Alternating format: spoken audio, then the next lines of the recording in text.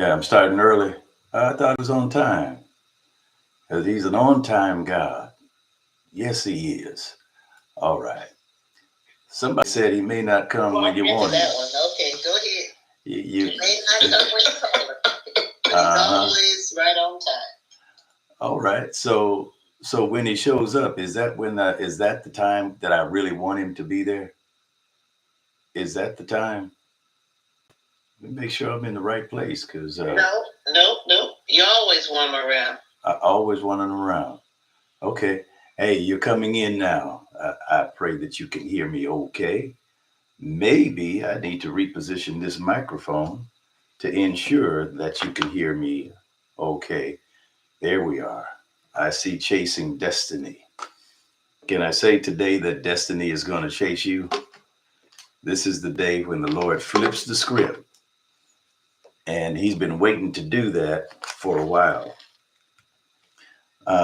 There's something that comes to mind, um, and it's about it's about our prayer life and the things that we've been experiencing uh, in life, and who's been getting the credit for the things that we've been experiencing. When I say getting the credit, I mean even the blame. Who's getting the blame? God, what are you doing in this place in this time? And the Lord is asking, what are we doing in this place with this time? Every challenge. I can tell you now that we're preparing to leave the country, um, going to do the work, doing the work with for Jerome McGee International Ministries, the network of international ministry leaders, going to check on Jubilee Training Center in two locations now in West Africa, and do some work for Rod and Staff Ministries as the director of education. And I can tell you, in the 23 years that I've been traveling internationally for ministry, I mean, consistently traveling, I have never had any obstacles or issues or challenges that, like I'm facing now, the things that we are pushing through. I mean, maybe I don't know. Maybe this one would qualify.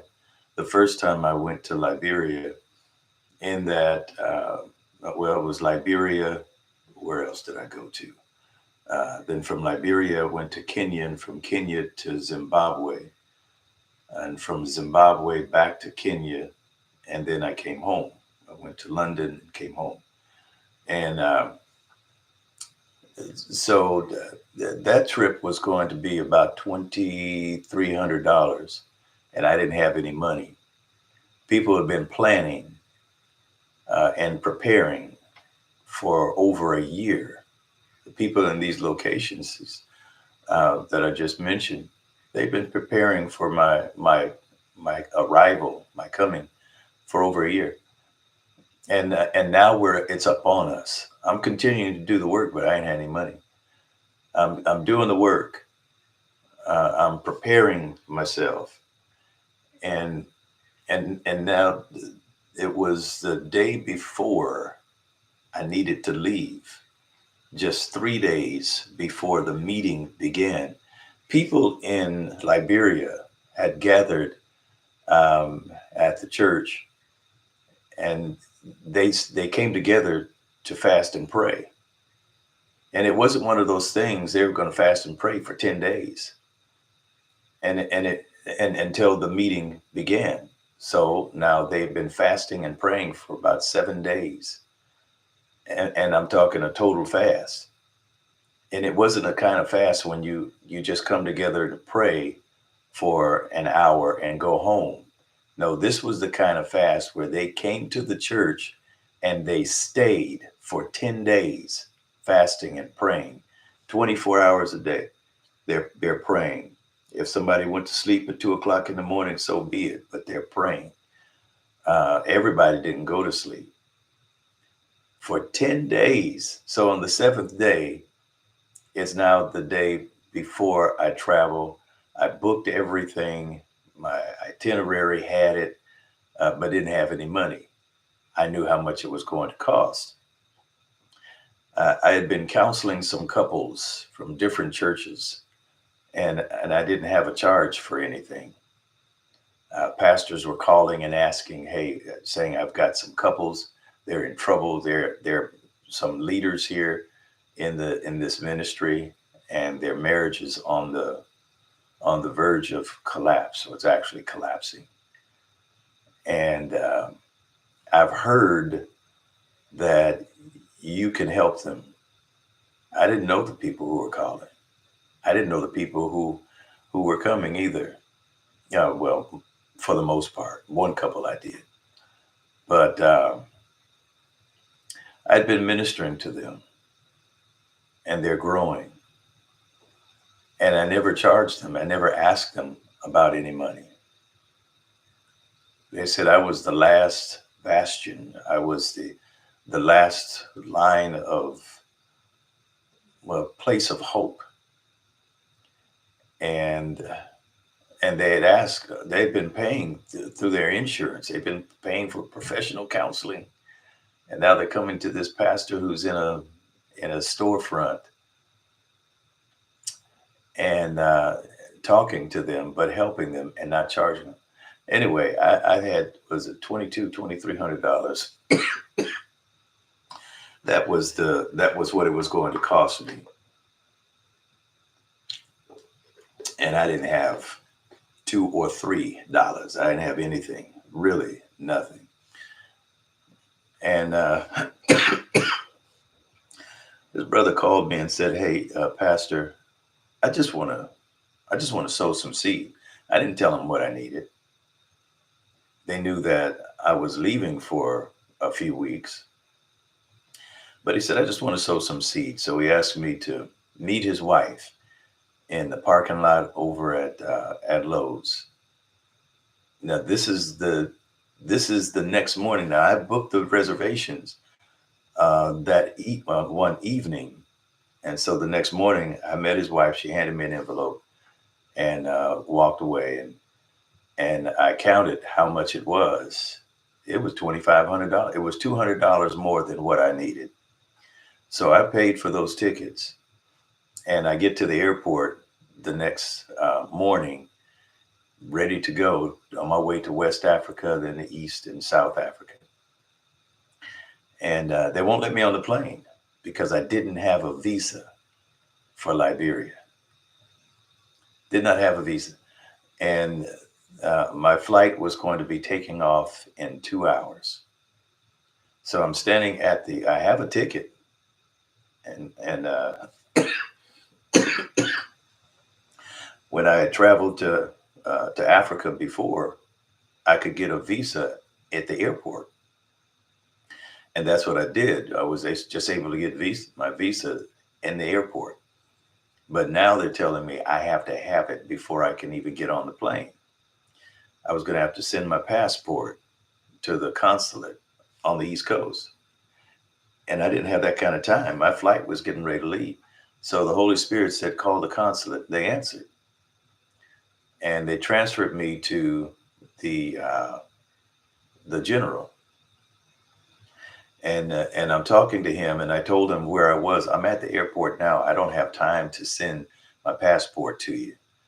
I need to get on this plane. They won't allow me because I don't have a visa. So he said, put it on speaker. And he says, let me talk to the ticket agent. And so he's talking to her over my phone. People are listening. And something happened where my flight, what do you call it? My layover, my connection had changed. So I'm not going to the East Coast now. And he said, well, where is his first stop?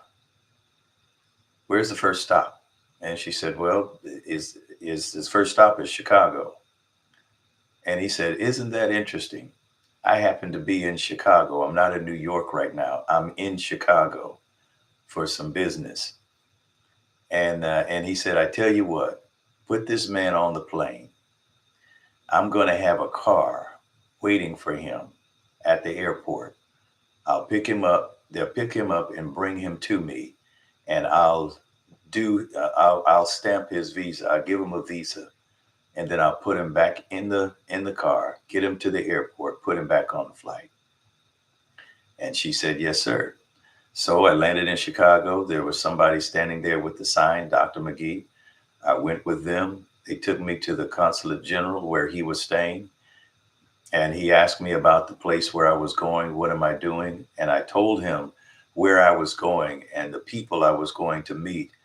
And he got excited. He said, "Oh my God, I've been praying. That's my family. That's my family. You're going to minister to my man of God. Anything you need. Here, I'm going to do this one for 10 years." And he never charged me. He stamped it. He did what he needed to do. He gave me his phone number. And he said, "Anytime you need me, you call me."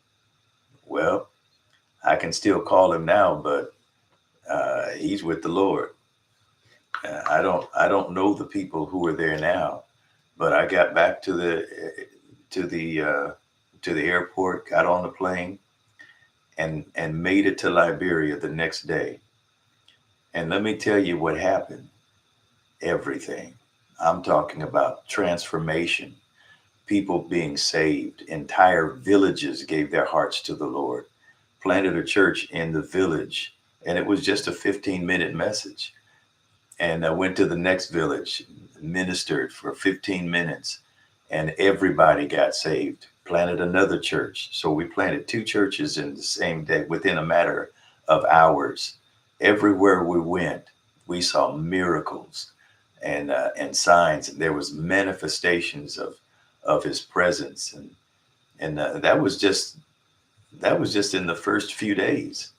In the first 8 days, there were so many souls, so many lives were transformed. So it's think it not strange, I would say, when things begin to happen. What if here's another what if. What if it's really that the challenges that we're facing. I know we've said it before, but the challenges that we're facing, they're they're not obstacles. They're not obstacles, but it's a divine test. See, we say we have faith, but then we don't ever we do our best to avoid situations where we have to use our faith. See, the test is never designed to break you, but rather to reveal uh, what's what's in your heart. See, when God leads us through seasons of uncertainty, it's always with purpose. The real question is what will your response reveal about who you are? What's your response about to reveal? When when I think of tests, when I think of opportunities like this, I think of there's three things. There's three things when I'm going into this wilderness, when I'm going into this place. There's three key areas of my life. Okay, in the Deuteronomy chapter 8, in Deuteronomy chapter 8, um, the Lord reveals finally to Moshe, or Moses, Aaron, Aaron. He reveals to them um, that it's not the devil. It's not the devil who's keeping you here. It wasn't. See, Moses asked his brother-in-law, Hobab, the one of the older brothers of Zipporah, the son of Remuel, or Jethro, as we call him. Uh, Moses said to him, "Okay, we're getting ready to go on a journey to the promised land, and he's extending benefits to his brother-in-law Hobab, and he said to his brother, he said, "Be to us as eyes to the body. Lead us through this place." And his brother said, "I can't do that. I'm not going to do it. So you can offer me blessings upon blessings. I'm not interested." See, nobody knew that it was going to take them 40 years to travel 11 days. Moses was just talking about an 11-day journey. And it stretched into something else. So the Lord says there in Deuteronomy 8, he says, "I'm the one who kept you here. I led you into this wilderness, and I kept you here these 40 years. I've had you walking in circles for 40 years." And then he tells them why. He says, I'm going to have to humble you, and I needed to see what's in your heart. And it wasn't that God didn't know what was in their hearts, but to see what's in their heart. And then he's keeping his promise. It took 40 years to do things so gradually. Because remember when the Hebrews, when they had they rebelled, and they built the calf, and they was looking for something to worship, and they wouldn't stop complaining. See, I can tell you, there can be water flowing, but when you start complaining, you're turning the faucet off. You're going to stop the flow. Yeah, the way to turn this faucet off, for me, is to start complaining. There's nothing worse on the earth. There's nothing more damaging to any relationship than complaining. And I'm talking about people of faith. Yeah, I don't like to hear complaints. And I guess one complaint of people who would be complaining to me when they're coming for some help and some hope. You're asking for help, and I'm giving you hope, and you complaining. I don't want to hear your complaint. You know, check this out. Most doctors, um, when you come into their presence, especially if there's an emergency, and they'll ask you a couple of questions, if it's possible, and it's more of your state of mind. How are you handling this trauma? But have you noticed that most of the doctors will cut you off? Yeah, they don't want to hear the complaint. That the first few words are going to tell them or reveal to them where your heart is, where your mind is. And then I need to get this and fix this. I already know what your problem is. Let me fix this. And I found myself like most or a few of them who will cut you off. The difference is that with me, I know that you're going to have what you say. And if the thing that you're always saying is a complaint, there's a difference between complaining and identifying what the problem is. This is what's going on, and this is what happened. Okay. So people start complaining, and I want to just give you the word. Let's fix this, because you're here. You need help. You need to be fixed. And complaining, God is not going to respond to your complaints, but he does respond to his word. So we need to know what his word says in every situation. Now, God told Moses that I'm going to kill these people. I'm going to get rid of all of them. And Moses said, don't do that. Don't do that. Yeah, because if you do that, then your enemies are going to say that you brought them out here just to kill them. So, but because God said it, Everybody under the age of 20 at that point was safe because he said it. It was already beginning to happen, and they start dying at different stages. But over the course of 40 years, everything that he said he was going to do, he did it. Everybody over the age of 20, with the exception of Joshua and Caleb, they died in the wilderness. He raised up that next generation, and they're the ones who inherited the promise. And you'll see in the Hebrew text where he says, the promise that I made to your fathers. I didn't make this promise to you. I made this promise to the generation of folks that died, who died. They would have enjoyed it if they got their mouths right. But because the mouth is only going to reveal what's in the heart, if their hearts were right. And so he says there in Deuteronomy 8, he says that I needed to reveal what's in your heart. See what's all in your heart. And it's not about where you are right now, but it's about what's getting ready to be released to you. So if you've been going in circles and you've been stuck in this holding pattern, you've been in a wilderness.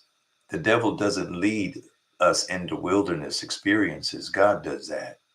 Even in the book of Matthew, after Jesus was baptized, the scripture says that the Holy Spirit that had descended on him in the form of a dove says that the Holy Spirit led him into the wilderness. How long was he there? 40 days. How long were they in the wilderness? 40 years. And so this time of testing and proving, it's necessary for us. So we know where we are and what we're working with. So God wanted them in verse 2, God wanted the people to rely on him rather than their own strength. You had to humble them. That's one of the key areas. So one of the reasons why we continue to go through these cycles, these wilderness experiences, it's for humility. And the other thing is to see whether or not you're going to follow his commands, even when it's difficult. He says that also in verse 2, whether you would keep his commandments or not. Obedience. Obedience is more important than knowledge and information. Obedience is really the key to your success is obedience. Obedience is more important than understanding. Yeah. See, most of us don't want to obey until we understand. I need to know the why. Why do you want me to go over here? Why do you want me to do this? No, you just got to obey. Obey. The key in Isaiah chapter 1, verse 19, he says, if you are willing and obedient, you'll eat the good of the land. There too often, especially in the military, emphasis is placed on obedience, submission, obedience, obey, do what I said. But why? No, you don't get to understand. See, obedience is another expression of faith. Lord, I don't have to understand. I don't even have to agree with it. I don't like it, but I'm obedient. I'm going to do it because the land is waiting to be consumed. The gifts are waiting to enter into my body. They're waiting for me, but what are they waiting for me to do? They're waiting for me to obey. And then in verse 3 of chapter 8 of Deuteronomy, when you go on, it says, man, when he says that man does not live by bread alone, but by every word that proceeds from the mouth of the Lord. Will you trust him to provide your needs? What are you going to do with it? My dependence is on God. So when I humble myself, he exalts me in due season. Due season? Some people say that due season is the season of my doing or obedience. Humility, obedience, and dependence on God. Lord, I trust you. And then he goes on and he starts giving you why. See, it's important for you to see what's in your heart so you can see what's in your heart. It's your obedience is going to strip away your humility is going to begin to strip away the layers of your life, your education. When you humble yourself, yeah, some of the when I've noticed that some of the most intelligent people, wise, they humble themselves when they're trying to communicate with babies. They're making up language. Ha boo boo boo boo. Bee bee bee bee bee bee. I mean, in public, people know you're doctor, Jewish doctor. You're this and that. You're very intelligent. Boo, boo, boo, boo, boo. I mean, you'd be in church, and I've seen grown folk playing hide and go seek with a baby they don't even know. You cover your face. Haba. Wee, wee, wee. That's humility, because you want to reach this baby and you want a response. This baby can be having in a bad mood, just crying. But then when he or she sees you, they'll stop and they'll start focusing, holding their head up, and looking. And then you see a smile. They can go from frowning to a smile, and they're watching you. Okay, what side are you going to come out on now? I mean, somebody can be preaching, choir, singing, whatever's going on, but that's humility. And this is what God wants us to do with him. Are you willing to look like an idiot in front of people?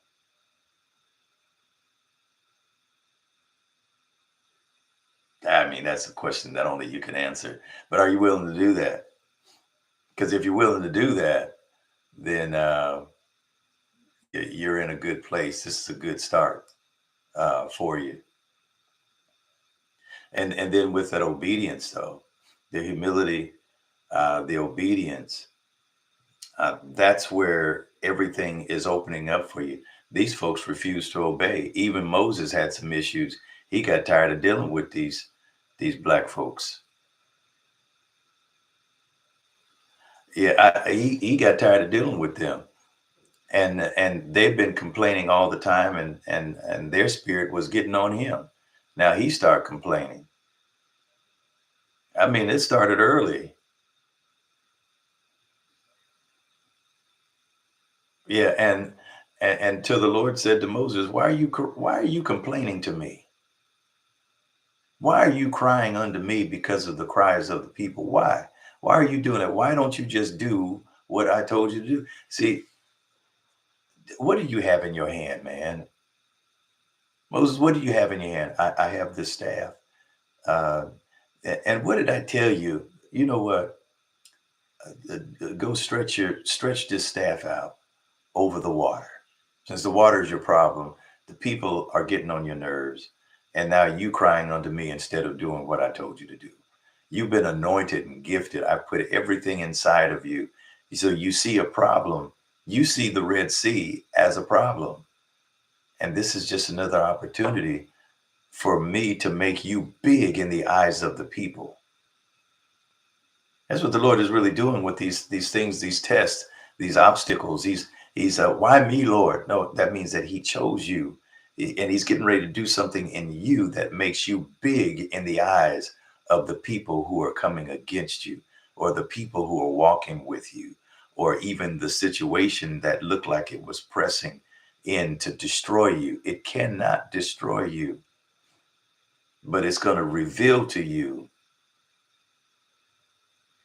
what you really believe. It's not going to humiliate, but humble. Not going to do anything other than to give you an opportunity to do what it is that the Lord said do, to obey, walk your faith, work your faith, feed your faith, and let everybody know how you're dependent on God. This is your opportunity to look big in the eyes of God and the eyes of the people. The Lord said to Moses, why are you dealing with tripping over Pharaoh? I've made you a God to Pharaoh. Why are you tripping over your situation? I've made you a God to your situation.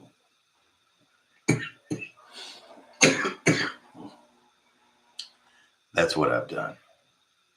That's what I've done for you. So go through that, Deuteronomy 8. And then you're going to see some of the promises that he said and the reason why. The reason why.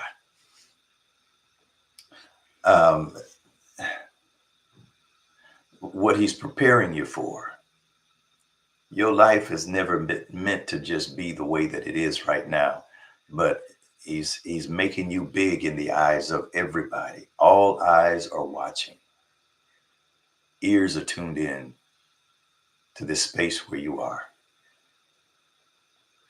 People want to see where your God is. Is God still in your mouth when everything is working against you? Can you dance?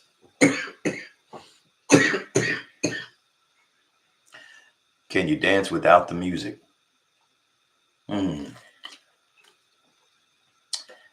Can you dance?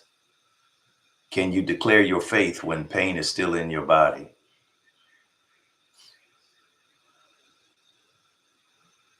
Can you be excited and shout for joy? Yeah, right now in this country, in this political, I almost said cesspool, but climate, can you release your faith here? Can you speak the promises of God? This just shows how mature you are. Complaining is a sign that you're not ready yet. Oh no, I'm ready. I'm ready for my relationship. No, you still complaining about your relationship. And you complain about your relationship, those complaints will only breed resentment. Yeah, I'm thinking about the stuff I can't stand about you instead of building on what I do love. My father always said, son, look for what you have in common, and that's where you build a relationship. What do you have in common?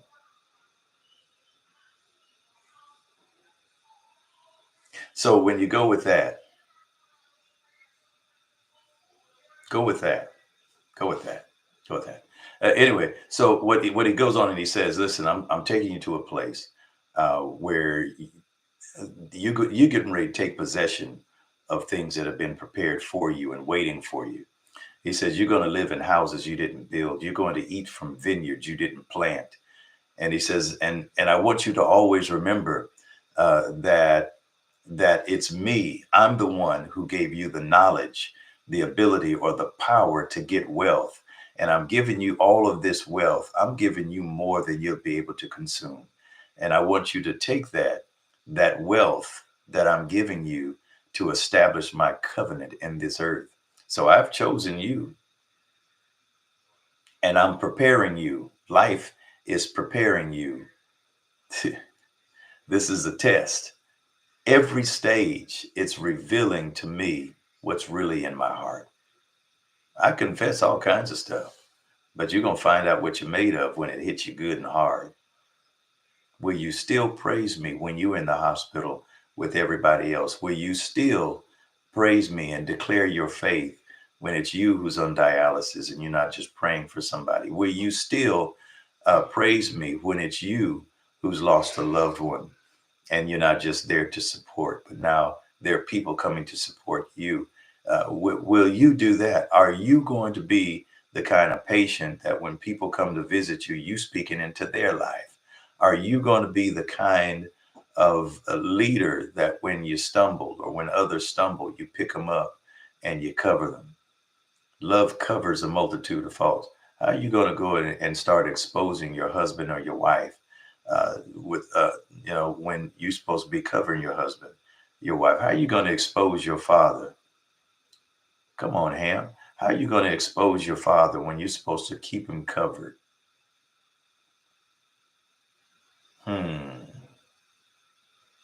Maybe that's another lesson for another day. But God says, I've kept you here all this time. But he also says, you've come around this mountain long enough. Now turn yourselves northward.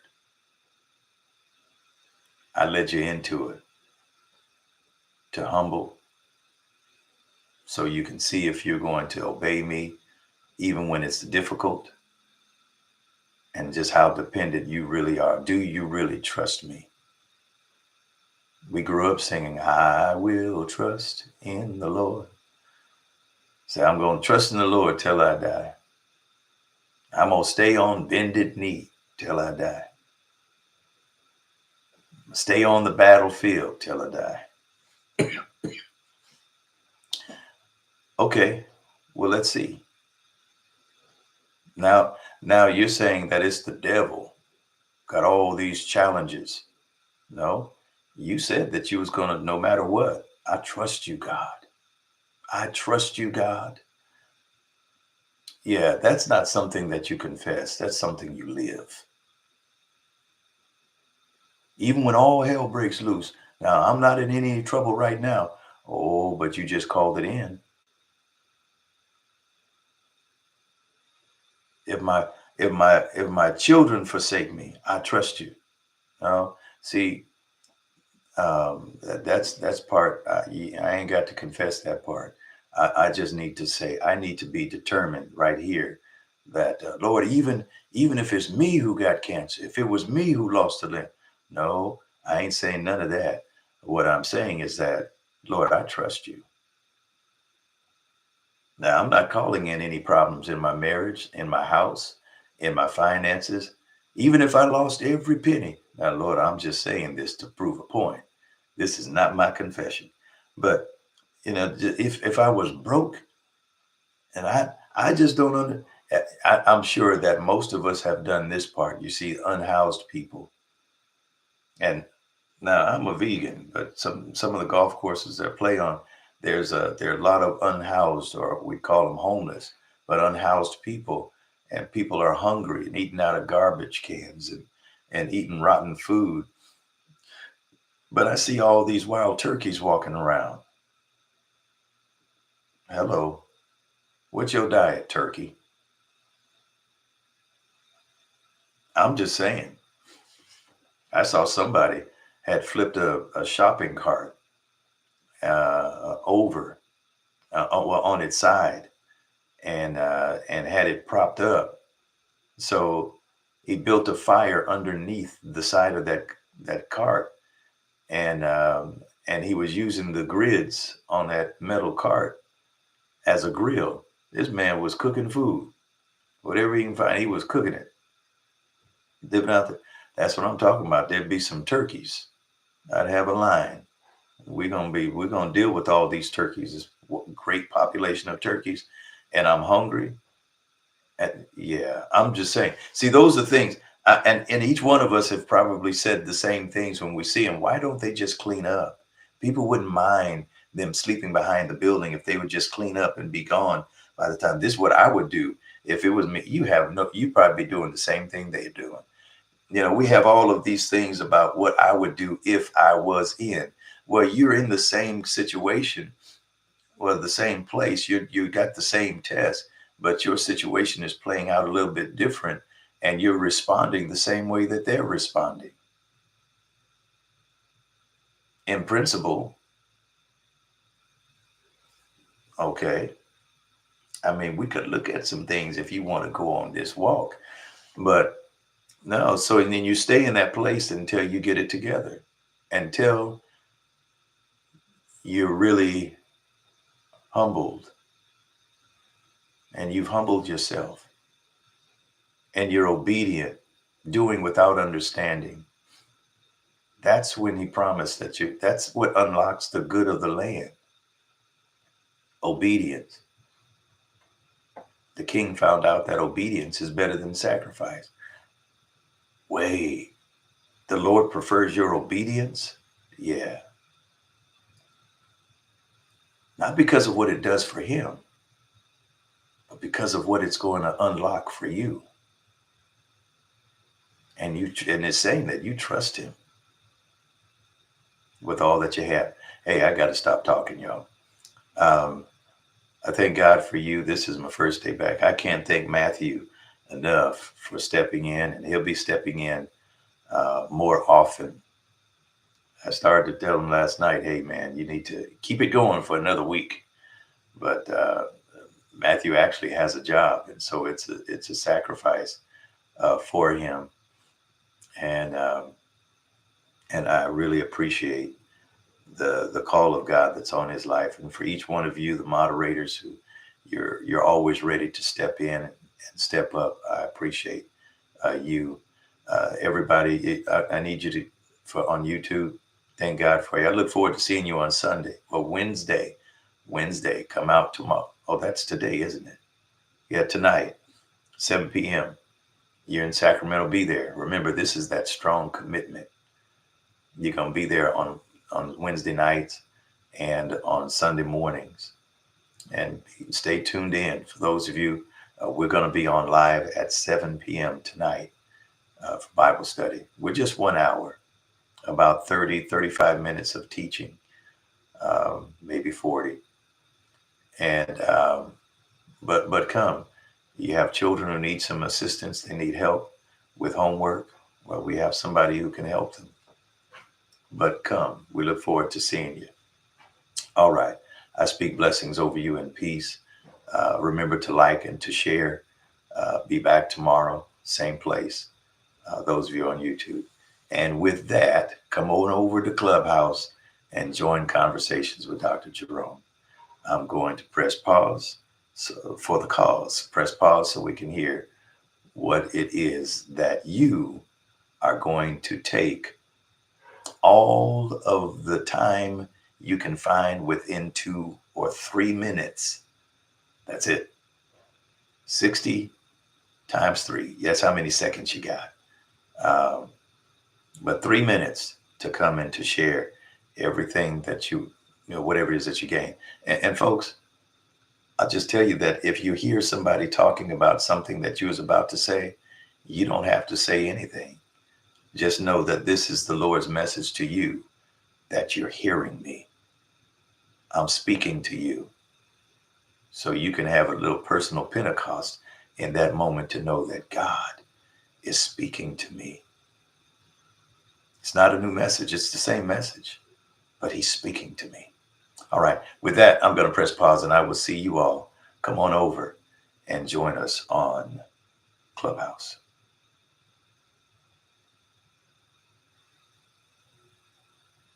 Grace and peace, everybody. God bless you. Bless you, to everybody in the room, on the stage, in the listening lounge.